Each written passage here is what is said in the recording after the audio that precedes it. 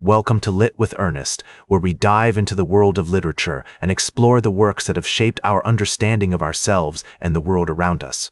Today, we're going to tackle Edmund Burke's seminal work, Reflections on the French Revolution.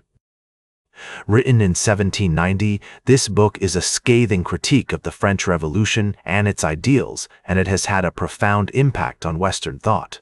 To understand the significance of Reflections on the French Revolution, let's first set the stage. The French Revolution was a pivotal moment in modern history, marked by the overthrow of the monarchy, the establishment of the First Republic, and the Reign of Terror.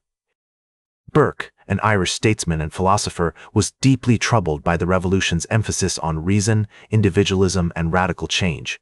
He saw the revolution as a threat to traditional values, social order, and the established institutions that had shaped European society for centuries. In Reflections, Burke argues that the French Revolution is a product of abstract ideology rather than a genuine response to the needs and desires of the French people. He contends that the revolution's emphasis on liberty, equality, and fraternity is misguided, and that it will ultimately lead to chaos, violence, and tyranny. Burke's critique is not just a reaction against the revolution's excesses, but also a deeply philosophical meditation on the nature of human society, politics, and morality. One of the key literary concepts that underlies Reflections is the idea of the social contract. This concept, developed by thinkers like Thomas Hobbes and John Locke, posits that individuals enter into a contractual relationship with each other to form a society, with the goal of protecting their rights and interests. Burke argues that the French Revolution's emphasis on individualism and reason undermines this social contract, leading to a breakdown in social cohesion and a rise in conflict. Burke also draws on the literary tradition of conservatism, which emphasizes the importance of tradition, authority, and gradual change. He sees the French Revolution as a radical departure from these values and argues that it will lead to a loss of cultural heritage, social stability, and moral guidance. In this sense, Reflections can be seen as a precursor to modern conservative thought, with its emphasis on the importance of tradition, community, and established institutions. The cultural impact of Reflections on the French Revolution has been profound. The book has influenced generations of thinkers, from politicians to philosophers, and continues to be invoked in contemporary debates about democracy, liberty, and the role of government.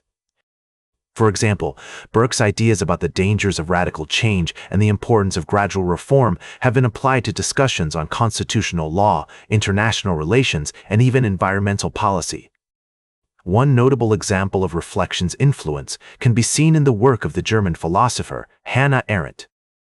Arendt's book, The Origins of Totalitarianism, reflects Burke's concerns about the fragility of human rights and the importance of protecting individual liberty in the face of radical change.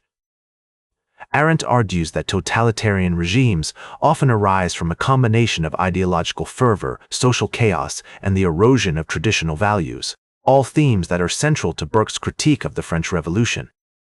In conclusion, Reflections on the French Revolution is more than just a historical relic. It's a living, breathing work that continues to challenge our assumptions about politics, society, and human nature.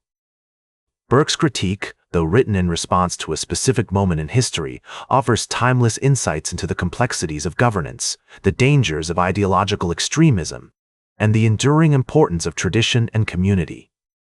As we navigate our own complex world, filled with its own set of revolutions and challenges, Burke's Reflections remind us of the value of nuanced thought, the dangers of simplistic solutions, and the importance of respecting the accumulated wisdom of human experience, like this episode if it hit true. Share it if you respect honest talk about books.